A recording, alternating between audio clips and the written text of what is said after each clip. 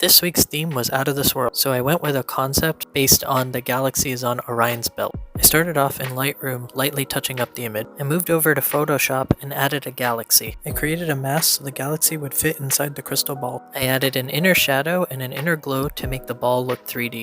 I distorted the galaxy and flipped it as a sphere. Next, I added a bunch of gradients of different colors to add light from the crystal ball coming out of the galaxy. I then screened in 2 images of other galaxies over top to make it seem like it's coming out of the ball. I added some light to make the crystal look like glass. Then I retouched the skin and added some highlights and shadows on the face. I didn't like the way the galaxy was looking, so I got another one and added it in, warped it, and made it look like a sphere.